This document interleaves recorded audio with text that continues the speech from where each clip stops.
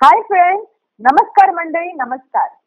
Life मध्ये successful व्हायचं असेल मग क्षेत्र कोणतेही असो, यशाची पहिली पायरी आहे वर्गीकरणाची. आता हे वर्गीकरण असेल आवडीनिवडीचं, कामाचं, अभ्यासाचं, विषयांचं किंवा वेळेचं. पण योग्य वेळी योग्य गोष्टींना महत्त्व देऊन मेहनतीचं पाऊल उचललं तर यशापर्यंत पोहोचण्याचा मार्ग नक्कीच लवकर मोकळा होईल. आय नो आत्ता या वेळेला तुम्ही महत्त्व देताय आपल्या या शाळेला. आणि म्हणूनच तर तुमच्या आवडीला महत्त्व देण्यासाठी मी आरजे रेश्मा आणि स्पीकिंग ब्रीद आलोय आपल्या शाळेबाहेरच्या शाळेत. नितीनजी, जेव्हा आपण योग्य वेळी योग्य गोष्टींना महत्त्व देऊ असं म्हणतो तेव्हा म्हणजे एकूणच प्रेफरन्सेस बद्दल बोलतो, तेव्हा पालकांनी मुलांच्या शिक्षणाबाबतीत कुठलं पाऊल उचलायला हवंय? सगळ्यात पहिलं मला असं वाटतंय की पालक म्हणून आपली सर्वांची भूमिका आहे ती म्हणजे आपल्या मुलांच्या शिक्षणासाठी आणि एकंदरीत वाढीसाठी, विकासासाठी त्यांच्या पाठीशी भक्कमपणे उभं राहावं, त्यांच्यावर प्रेम करावं. म्हणजे आता हे वेगळ्याने का सांगतोय मी, त्याला कारण आहे. कारण 1995-96 साली जेव्हा मी शिक्षण क्षेत्रामध्ये काम करण्यास सुरुवात केली प्रथम संस्थेसोबत, तेव्हा असं लक्षात आलं की खूप मुलं त्यावेळेला शाळेच्या बाहेर होती. अनेक मुलं, 40% मुलं मुंबईसारख्या शहरामध्ये सुद्धा शाळा बाह्य होती. आणि त्याची अनेक कारणं होती आणि त्याच्यामधलं सगळ्यात प्रमुख कारण म्हणजे एकतर शाळा नव्हत्या उपलब्ध तेवढ्या प्रमाणात जेवढ्या आज आहेत. आणि दुसरं त्यावेळेसचं महत्वाचं कारण होतं की तेवढी समाजामध्ये जागरूकता नव्हती, लोकांना तितकं महत्व नव्हतं की शाळेत जायला पाहिजे, शिक्षण घेतलं पाहिजे. तर त्या परिस्थितीमध्ये आज खूप मोठ्या प्रमाणावर बदल झालेला आहे. आज गावागावात, पाड्यापाड्यांच्या जवळ शाळा आलेल्या आहेत, शिक्षण सुरू झालेलं आहे. शिवाय गेल्याच आठवड्यामध्ये असर 2020 हे सर्वेक्षणचे रिपोर्ट जारी झाला आणि त्या रिपोर्टमध्ये असं दिसलं आहे की जवळजवळ 85% मुलांना घरामध्ये कोणी ना कोणीतरी शिक्षणासाठी, अभ्यासाकरिता मदत करतायत. मग बऱ्याच प्रमाणात त्यातले आई वडीलही आहेत, मोठी भावंडही आहेत. पण ही फार म्हणजे महाराष्ट्रासाठी 85% मुलांना आज शिक्षणासाठी कोणीतरी घरातनं मदत करतंय ही फारच चांगली बाब आहे. आणि मी शिक्षण क्षेत्राचं परिस्थिती बदलण्याचं श्रेय नक्कीच समाजाला जातं आहे, शिक्षण विभागाला जातं आहे. याच सर्व परिस्थितीमध्ये आणखीन एक छोटीशी गंमत यातनं अशी दिसली आहे की या लॉकडाऊनच्या पिरियडमध्ये या सर्वेक्षणाच्या माध्यमातून असं दिसलंय की जवळजवळ महाराष्ट्रामधल्या 64% मुलांना मागच्या आठवड्यात जेव्हा केव्हा हा सर्वे केला गेला असेल त्या आठवड्यामध्ये 64% मुलांनी असं सांगितलं की त्यांना शाळेकडून काही ना काहीतरी अभ्यास आलेला आहे. मग तो व्हॉट्सअपच्या माध्यमातून असेल, शिक्षकांनी प्रत्यक्ष येऊन दिलेला असेल. तर एकंदरीत आपल्याकडे शिक्षणाची परिस्थिती बदलली आहे. घराघरात कोणीतरी आपल्या मुलांना मदत करण्याची इच्छा बाळगत आहे, प्रयत्न करत आहे. आता शाळेबाहेरच्या शाळेच्या माध्यमातून सुद्धा आपण मुलांना आणि त्यांच्या पालकांना जे मार्गदर्शन करतोय, मला असं वाटतं ही एक योग्य दिशा आहे. आणि अशाच प्रकारे आपल्याला आणखीन पालकांच्या आणि मुलांच्या पाठीशी शाळेच्या बाहेरून सुद्धा उभं राहिलं पाहिजे. म्हणजे शाळेत मदत करायला शिक्षक आहेत, सक्षम आहेत आणि ते मदत करतायत. शाळेच्या बाहेरून आपण सर्वांनी मुलांच्यासाठी मदतीला उभं राहिलं पाहिजे. नक्कीच नक्कीच. मग स्पीकिंग आपण आता अभ्यासाकडे थोडंसं वळूयात. आणि आता बालवर्गासाठी आपण काय अभ्यास दिला होता? गमतीशीरच अभ्यास होता. मुलांना आपण असं म्हटलं होतं की आम्ही काही 4 ओळी पाठवल्या होत्या. 1, 2, 3 हो, रोज वाजवा ढोल हो, 2, 3, 4 हो, नदी पार करा हो, या पुढचं गाणं तुम्ही तयार करा हो, असं आपण म्हटलं होतं. आणि तर खूप मुलांनी आपल्याला ते तयार करून त्याचे फोटो सुद्धा पाठवले. त्या ज्यांनी फोटो पाठवलेत त्यांच्यापैकी आज आपण निवडतोय पर्वणी गलोले या इयत्ता 2रीतल्या मुलीला. तिच्याशी आपण बोलणार आहोत आणि तिने हे गाणं कसं पूर्ण केलंय, कोणाकोणाच्या मदतीने पूर्ण केलंय हे समजणार आहोत. ती राहणारी आहे गाव खापा, तालुका तुमसर, जिल्हा भंडारा इथली. तिच्याशी बोलूया आणि तिचे बाबा राहुल गलोले यांच्याशी बोलूया आणि समजून घेऊया काय गंमत जम्मत केली आहे ती. राहुलजी नमस्कार. शाळेबाहेरच्या शाळेमध्ये तुमचं स्वागत आहे. नमस्कार जी, नमस्कार. कसे आहात तुम्ही? आज छान होती, मजेत आहोत. छान. आणि परवणीचा अभ्यास कसा सुरू आहे? हा परवीचा अभ्यास छान सुरू आहे जी. आता कोरोनामुळे नाही का, हा फिलहाल शाळा वगैरे बंद आहे, तर आम्ही घरी होमवर्क वगैरे करून घेतो. त्यांचे मॅडम वगैरे टीचर वगैरे येतात. अच्छा. आणि ते थोडं होमवर्क करून घेतात घरी. मस्त. आणि परभणीला आमच्याकडून रोज नियमित मेसेज मिळतायत अभ्यासाचे? हो जी, हो. ओके. राहुलजी, अजी हा जो अभ्यास सुरू आहे ज्याच्यामध्ये आम्ही व्हॉट्सअपवर मेसेज पाठवतोय, तुम्हाला व्हॉट्सअपवर मिळतात की SMS वर मिळतात? नाही, व्हॉट्सअपवरती येतात सर. अच्छा. आणि मग ते तुम्ही परभणीला सांगता का? परभणीला सांगते, तिच्याकडून होतो नाही का, असं आलेला आहे, तो होमवर्क तिच्याकडून करून घेते. अच्छा. पण तुम्हाला तो आम्ही मेसेज पाठवतो तो लगेच समजतो ना, म्हणजे त्याच्यामध्ये काही अडचण येत नाही? नाही, काही अडचण नाही. अरे वा, खूप छान. तुम्ही काय काम करता राहुलजी? मी बिल्डिंग कॉन्ट्रॅक्टर आहे तुमच्यातला. अच्छा, ओके. मग आम्ही परभणीशी बोलू का? हो सर, बोला ना. Hello sir. हॅलो परभणी, कशी आहे? छान आहे. काय करत होती? वाचत होते. अरे वा, खूप छान. अच्छा, मला सांग, तू काय वाचत होतीस? मी वाचत होते अभ्यास. अच्छा, बरं बरं, ठीक आहे. अच्छा, तुला सांग, शाळेबाहेरची शाळा हा रेडिओ कार्यक्रम ऐकतेस का? हो. कसा वाटतो तुला? छान. बर. अच्छा, आम्हाला सांग, आम्ही एक छानसं काल एक अर्धवट गाणं पाठवलं होतं तुला आणि तुला सांगितलं होतं पूर्ण कर. 1 2 3 हो, रोज वाजवा ढोल हो, 2 3 4 हो, नदी पार करा हो. याच्या पुढचं तू गाणं तयार केलंयस ना? हो. सांग बरं, काय बनवलंय? 1 2 3 हो, रोज वाजवा ढोल, 2 3 4 हो, नदी करा पार हो, 3 4 5 हो, आला आला वारा हो, 4 5 6 हो, खूप पडले गारा हो, 5 6 7 हो, तारे किती छान हो, 6 7 8 हो, जिराफची मान उंच हो, 7 8 9 हो, ससाचे कान लांब हो, 8 9 10 हो, रोज करा अभ्यास हो. अरे वा, मस्त. खूप छान, मस्त बनवलं. तू एकट्याने बनवलं की तुला सर्वांनी मदत केली आहे बनवायला? मदत केली. हा, खूप छान, मस्त छान बनवलंयस तू. आणखीनही अशा गाणी तयार करू शकतेस, माहितीये का, कविता बनवू शकतेस. अच्छा, तुझ्या शाळेचं नाव सांग बरं आम्हाला. माझ्या शाळेचे नाव जिल्हा परिषद पूर्व माध्यमिक शाळा खापा आहे.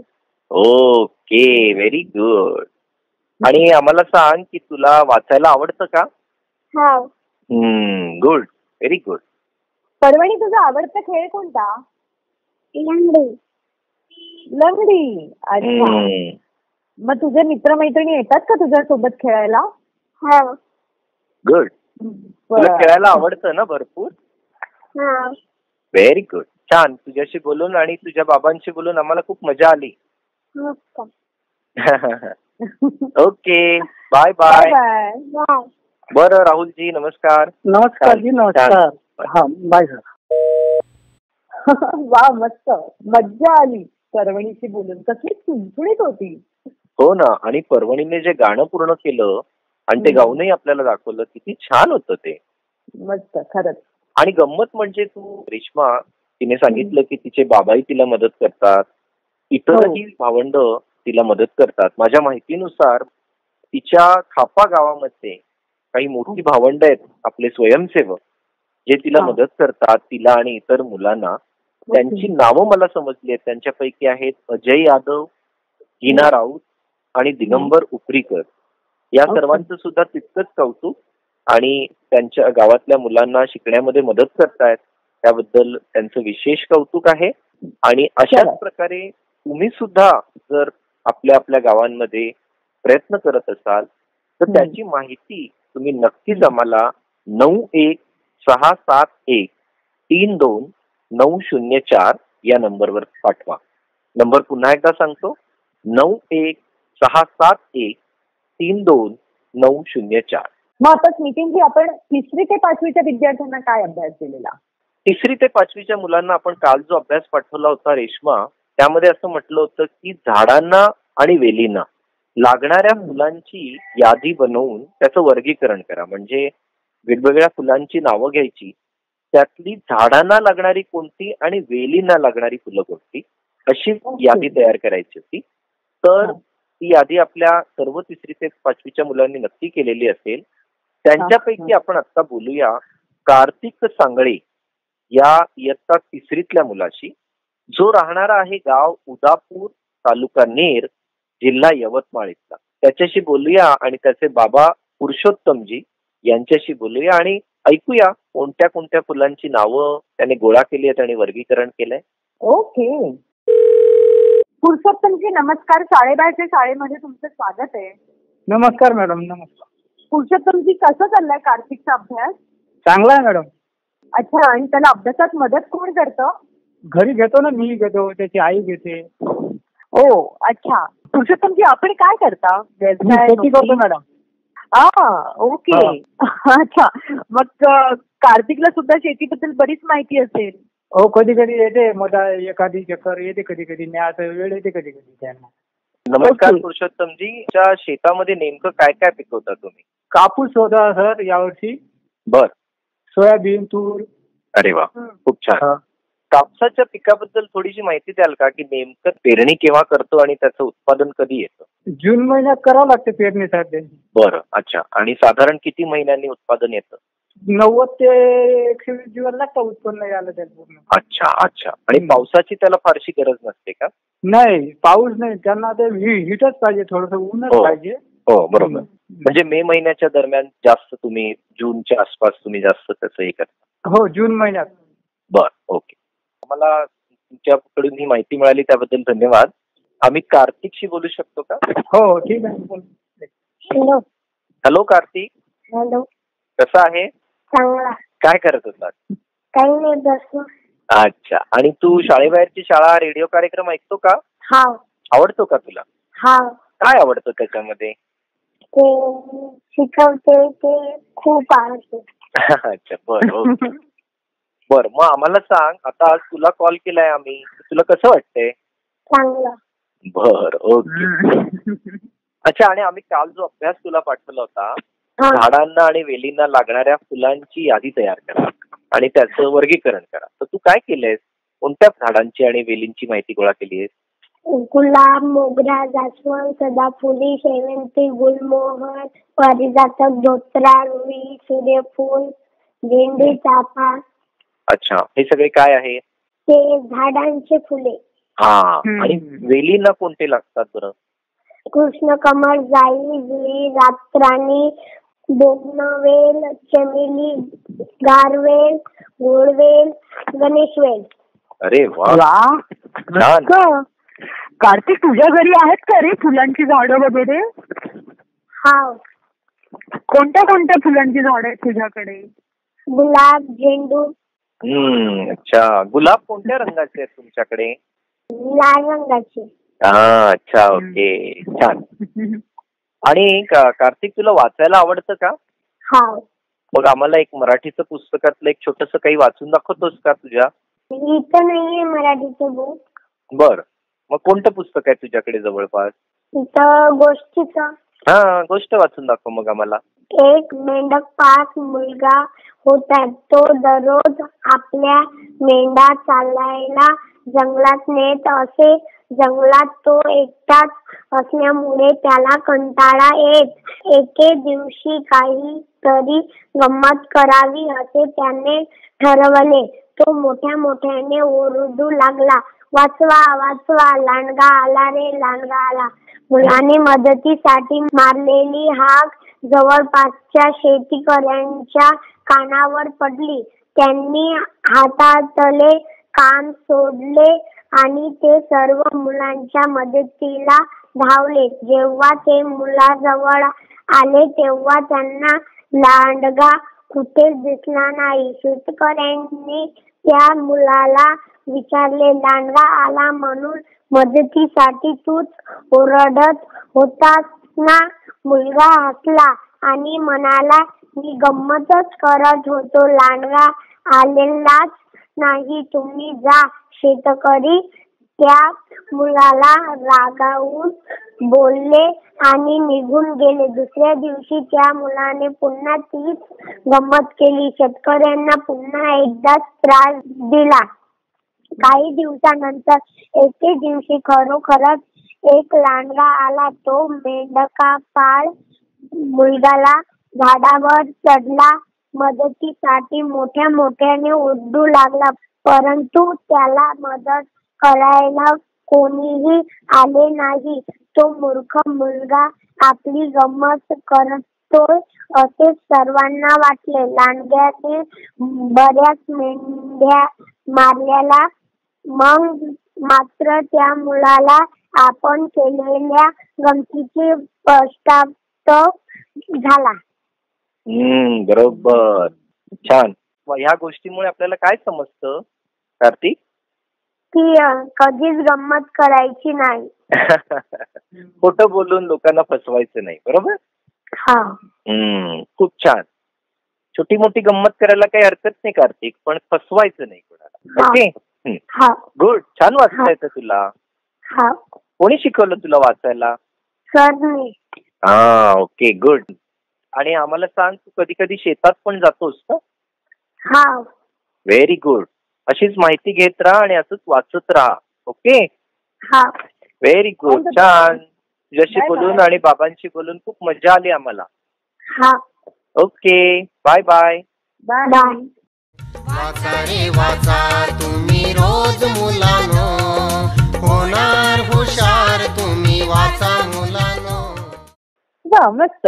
छान गोष्ट वाचली कार्तिकने. आणि झाडावेलींच्या फुलांचं वर्गीकरण सुद्धा छान केलं. म्हणजे एकूणच घरची शेती आणि शेतकऱ्याचा मुलगा असल्यामुळे कदाचित झाडांबद्दल याला विशेष माहिती होती, नाही का?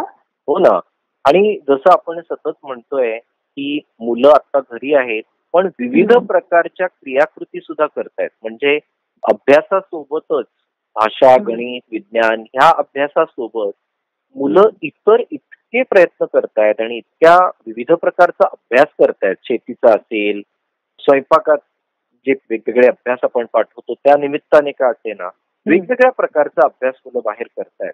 आणि म्हणून मला असं वाटतं की आता इंग्रजीमध्ये ज्याला हायब्रिड लर्निंग म्हणतात, म्हणजे शिक्षणाच्या प्रक्रियेमध्ये एक प्रभावी पद्धती आपल्याला शोधायची गरज आहे, जेणेकरून शाळेच्या आत शिक्षक ज्या पद्धतीने अध्यापन आणि अध्ययन करतात, शिकवतात मुलांना, त्याच सोबत बाहेर वेगवेगळ्या पद्धतीचं, वेगवेगळ्या प्रकारचं शिक्षण घेण्याची आपल्याला पद्धती शोधून काढावी लागेल. की शाळेच्या आतही आपल्याला काही शिकायचंय आणि शाळेच्या बाहेरही बऱ्याचशा गोष्टी आहेत ज्या शिकायच्या आहेत, ज्याला एक महत्व आता प्राप्त होत आहे. डिजिटल तंत्रज्ञानाचा विस्तार होतोय, त्यामुळे आता ह्या सगळ्या गोष्टी सहज शक्य होणार आहेत. आणि म्हणून आता आपण बोलणार आहोत राज्य शैक्षणिक संशोधन व प्रशिक्षण परिषद म्हणजेच SCRT महाराष्ट्र या संस्थेचे संचालक श्री दिनकर पाटीलजी, जे डायरेक्टर आहेत या संस्थेचे, आणि शैक्षणिक बदलाबद्दल त्यांचं मत काय आहे आणि या बदलत्या परिस्थितीमध्ये आपण काय करायला पाहिजे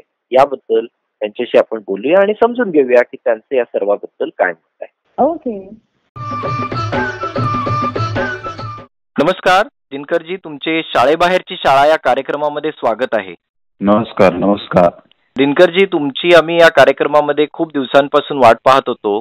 आणि जसं की तुम्हाला माहित आहे की आपला हा कार्यक्रम साधारणपणे 30 जिल्ह्यांच्या 35,000 गावांपर्यंत पोहोचलाय. लाखो मुलं या कार्यक्रमात ऐकतायत, शिक्षक सहभागी आहेत, पालक आहेत, ग्रामस्थ आहेत, स्वयंसेवक आहेत. तर या अनुषंगाने मी तुम्हाला हे विचारू इच्छितो की आता ह्या कोरोनाच्या परिस्थितीमुळे आपल्या शाळेचं स्वरूप बदललंय. तुम्ही गेली अनेक महिने शाळा बंद असून सुद्धा शिक्षण सुरू राहावं म्हणून सुद्धा प्रयत्नशील आहात. तर त्या अनुषंगाने तुम्ही आता काय सांगाल की शाळेचं हे जे बदलतं स्वरूप आहे आताच्या परिस्थितीमुळे, त्याबद्दल तुमचं काय मत आहे? बऱ्याचशा वेळा समस्या याची संधी ठरते. त्या पद्धतीनं कोविडच्या काळामध्ये आपल्याला शाळेचं स्वरूप बदलण्याचं दिसतं आणि ती एक संधी आहे असं मला वाटतं. हो. विशेषतः शाळेमध्ये जे शिक्षण देतो ते सगळं शिक्षण, बाहेरचं शिक्षण आपण शाळेमध्ये आणून देतो, अशी व्यवस्था आता आपली आहे. पण कोविडने हे शिकवलं की फक्त वर्गातलंच शिक्षण पुरेसं नाही, तर वर्गाच्या बाहेर शिक्षण अतिशय महत्वाचं आहे. हो. आणि म्हणून मुलं निसर्गाशी जोडली जाणं, समाजाशी जोडली जाणं आणि त्याच्यातून शिकणं हे अतिशय महत्वाचं आहे. त्याचबरोबर घरापासून, कुटुंबापासून, समाजापासून शिकणं हे अतिशय महत्वाचं आहे. आपण अनेक प्रयत्न करतो, त्याच्यामध्ये ऑनलाईन लर्निंग आहे. तर जिथं कनेक्टिव्हिटी आहे तिथं आपण पोहोचतो, पण जिथं कनेक्टिव्हिटी नाही तिथं ऑनलाईनला मर्यादा येतात.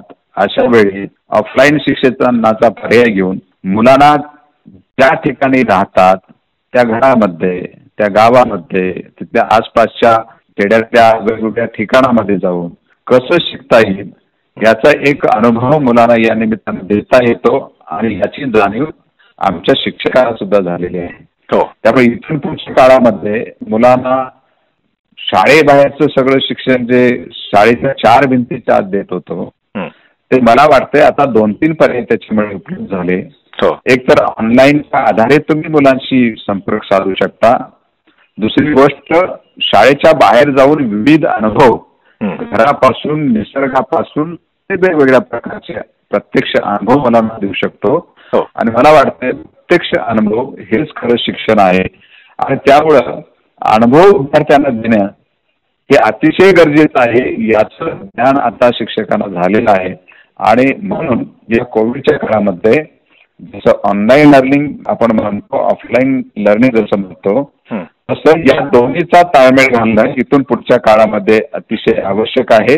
या जगातल्या सर्व गोष्टी आहेत त्या ऑनलाईनच्या माध्यमातून मिळतील, पण जे अनुभव आहेत शिक्षणातून मिळायला पाहिजेत ते घरापासून, कुटुंबापासून, समाजापासून आणि निसर्गापासून मिळणं अतिशय आवश्यक आहे. तर ते शिक्षण मुलांना मिळतं आणि त्याच्यात मुलांना फार मोठा आनंद असतो. त्यामुळे हे सगळं स्वरूप आता बदललेलं आहे आणि भविष्य काळामध्ये या पद्धतीनंच आपल्याला शिक्षण देण्याच्या प्रक्रियेकडे पाहिलं पाहिजे. बरोबर. तर दिनकरजी, याच्यामध्ये म्हणजे तुम्ही म्हणताय तसं की आता आपल्या कामाचं आणि शाळेचं स्वरूप बदलतंय, तर या सर्वांसाठी म्हणजे साधारणपणे आपले सगळ्या महाराष्ट्रभरचे जे शिक्षक आहेत त्यांच्या कॅपॅसिटी बिल्डिंगसाठी किंवा त्यांना मार्गदर्शन मिळावं की ह्या बदलत्या परिस्थितीत आपण काय करू शकतो, कसं करू शकतो, जे तुम्ही म्हणताय की स्वरूप बदलतंय, विस्तारतंय, नवीन पद्धतीने आपण शिकणार आहोत, तर त्यासाठी आपण कसं त्यांना मार्गदर्शन करणार आहोत? निश्चितपणे मार्गदर्शन करू. आता मला वाटतं की आम्ही जेव्हा सगळा डेटा गोळा केला तेवढा असं लक्षात आलं की जवळजवळ 99% शिक्षकांच्याकडे अँड्रॉइड मोबाईल आहे. बरोबर.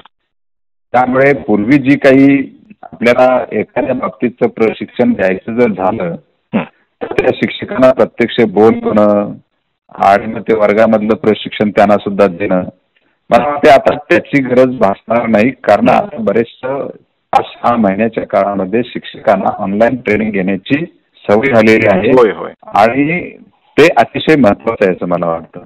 आज SCRT मार्फत अनेक प्रकारची ट्रेनिंग घेतली जातात, ती ऑनलाईन पद्धतीने घेतली जातात, ते शिक्षक अटेंड होतात आणि त्यामुळं या पद्धतीचं शिक्षण जे आहे अनेक प्रकारे कसं दिलं जातं हे काही ज्या ज्या भागामध्ये शिक्षकांनी केलं आहे त्या भागातल्या शिक्षकांना या मंचावर आणून ऑलरेडी आम्ही ते सुरू केलेलं आहे. व्यावसायिक विकास मंच पार्ट 2 मध्ये या पद्धतीचं जे शिक्षण दिलं जातं ते शिक्षण ज्याने शिक्षकांनी दिलं त्यांना त्या मंचावर आणून, त्यांना त्या प्रशिक्षणाच्या प्लॅटफॉर्मवर आणून सर्व शिक्षकांना एक चांगल्या प्रकारची दृष्टी देऊ शकतो की तुम्ही अशाही पद्धतीने करू शकता.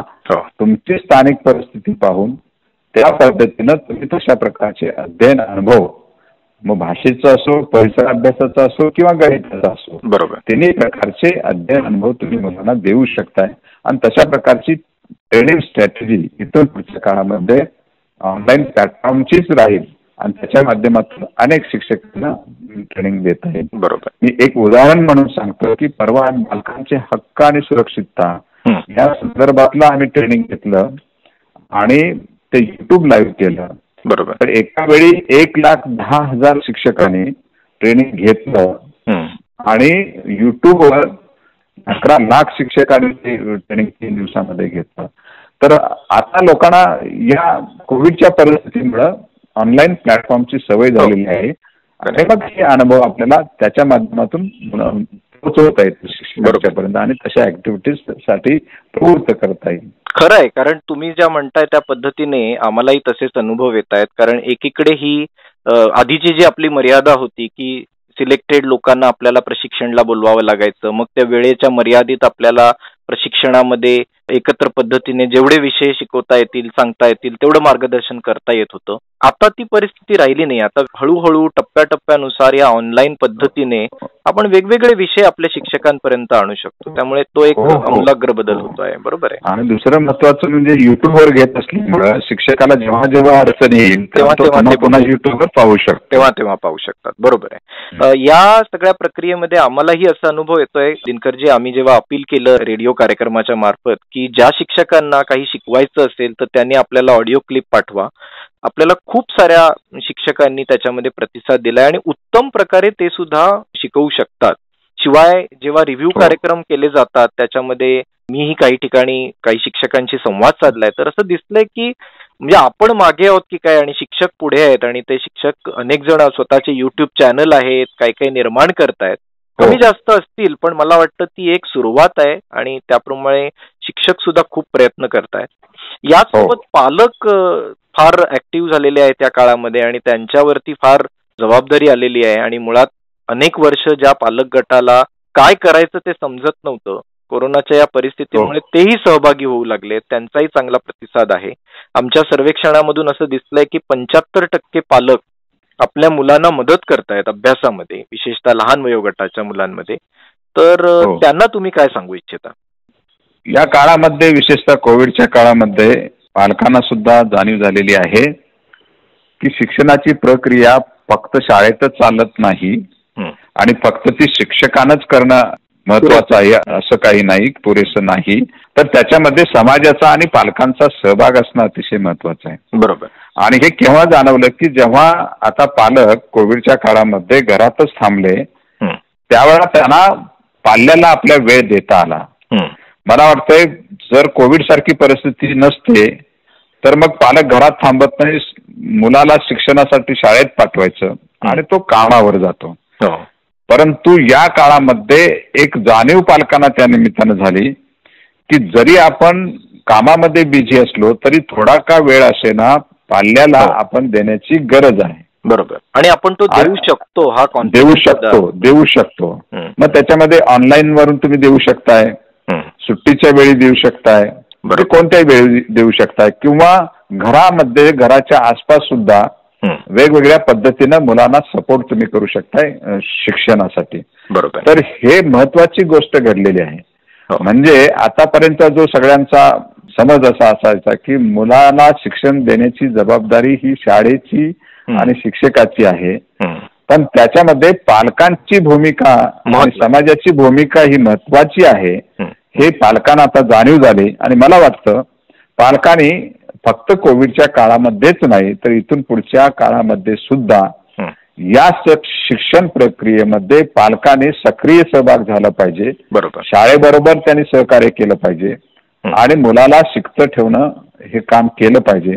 मला वाटतं शिक्षक आणि पालक आणि शिक्षण व्यवस्था जर एकत्र आली तर मला वाटतंय आताच्या पेक्षा अधिक चांगलं शिक्षण मुलाचं होऊ शकतं. नक्कीच. आणि म्हणून माझं पालकांना आवाहन आहे की हे कोविड पुरतच थांबू नका, इतर वेळा सुद्धा कामात असेल तर तुम्ही जो काही वेळ थोडा काढाल आणि पाल्याला द्याल तो त्याच्या आयुष्यामध्ये पुढचं शिक्षण घेण्यासाठी निश्चित उपयुक्त ठरेल.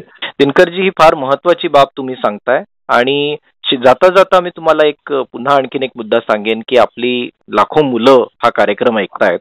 जेव्हा आम्ही त्यांच्याशी संवाद साधतो तेव्हा ते आम्हाला नेहमी विचारत असतात की सर आमची शाळा केव्हा सुरू होणार. तर आता खरं तर आपल्याकडे कोणाकडेच त्याचं उत्तर नाही, पण तरी देखील तुम्ही पदावर आहात आणि अधिकारी आहात त्यामुळे तुमच्या तोंडून ऐकणं आम्हाला आवडेल की केव्हा होतील आमच्या शाळा सुरू. नाही, आता म्हणजे कोविडनं बरंचसं काही शिकवलेलं आहे. म्हणजे आता विद्यार्थ्यांनाही पालकांना आता जाणीव झाली. कोणी होम स्कूलिंगची संकल्पना आणतं, कोणी ऑनलाईनची संकल्पना आणतं, पण आता सगळ्यांना जाणीव झाली की प्रत्यक्ष शाळेमध्ये गेल्याशिवाय मुलाचं योग्य ते शिक्षण होऊ शकत. बरोबर. कारण सोशलायझेशन असेल किंवा त्यांना खेळ असेल, संगीत असेल, नाट्य असेल किंवा अनेक प्रकारच्या ऍक्टिव्हिटी ज्या काही शाळेमध्ये घडतात त्या मुलांना आता होऊ शकत नाहीत घरी असल्यामुळे. कदाचित ते एकटी मुलं असतील आणि म्हणून मुलांची मानसिकता जर लक्षात घेतली, अगदी लहान मुलांच्या सुद्धा प्रतिक्रिया मी ऐकलेल्या आहेत स्वतः, की मला त्याने विचारलंय की शाळा कधी सुरू होणार, आम्हाला आता शाळेत जायचं आहे. विशेषतः पहिलीची मुलं तर फार उत्सुक आहेत, म्हणजे बाकीच्या वर्गातली मुलं ऑलरेडी शाळेत गेलेली आहेत, पण या वर्षीची पहिलीची जी मुलं आहेत त्यांना शाळा बघता आली नाही, शाळेमध्ये जाता आलं नाही, शिक्षकांशी प्रत्यक्ष संपर्क साधता आला नाही आणि शाळेचं वातावरण काय असतं याचा अनुभव नाही, त्यामुळे ते फार उत्सुक आहेत. बरोबर. परंतु मी ह्या बालमित्रांना आणि त्यांच्या पालकांना सांगेन, अजूनही आपल्याकडं निश्चित असं काही वेळ सांगता येणार नाही की शाळा सुरू कशी करता येईल, कधी करता येईल. ओके. पण आताची परिस्थिती जर पाहिली तर कोविडचा प्रादुर्भाव कमी कमी होत येतोय, हा जर पुढे चालू राहिला तर मग टप्प्याटप्प्यानं शाळा दिवाळीनंतर सुरू करण्याच्या बाबतीत त्या वेळची परिस्थिती विचारात घेऊन शासन योग्य तो निर्णय घेईल. त्यामुळे योग्य त्यावेळी आम्ही तुम्हाला या संदर्भातलं निश्चितपणे निवेदन करू. तोपर्यंत सर्व मुलांना निवेदन आहे की तुम्ही जसं दिनकर सर म्हणाले की आसपास खूप सारे शिक्षक आहेत आपल्या मदतीला, पालक आहेत आणि आपले मोठी भावंड सुद्धा आपल्याला मदत करतायत, तर त्यांच्या मदतीने आपलं शिक्षण सुरू ठेवूया. दिनकर सर, तुम्ही आज या कार्यक्रमात आलात, आम्हाला सर्वांना मार्गदर्शन केलं, त्याबद्दल तुमचे खूप खूप आभार. धन्यवाद. थँक्यू. धन्यवाद. धन्यवाद. Thank you so much sir. खूप छान माहिती मिळाली सरांकडून आपल्याला. आणि त्यांचं ते वाक्य की शाळा बंद आहेत पण शिक्षण थांबलेलं नाहीये, म्हणून ते आता आपल्याला सुद्धा थांबून चालणार नाही. तो दोस्तांनो, जसे शिक्षक सज्ज आहेत तुम्हाला मदत करायला, तसेच पालकही सोबत आहेत तुमच्या, तर लागा जोमाने कामाला. आणि आता यशाचं शिखर तर करायचंच ठरवलंय, तर थोडं वाचन पण होऊन जाऊ द्या. पुस्तक घ्या आणि वाचन सुरू करा. आणि हो, ते करताना ऑडिओ व्हिडिओ सुद्धा आम्हाला पाठवा. 9161329004 या क्रमांकावर. थोडी चढाओढ वाटली तरी एकत्र प्रगती करण्यात जास्त मजा आहे, नाही का? आणि आपली शाळा आहे तुमच्या सोबतीला, सगळ्यांना एकत्र घेऊन पुढे जायला. तुर्तास मात्र आम्हाला निरोप द्या. भेटूया पुढल्या भागात. Bye bye. नमस्कार.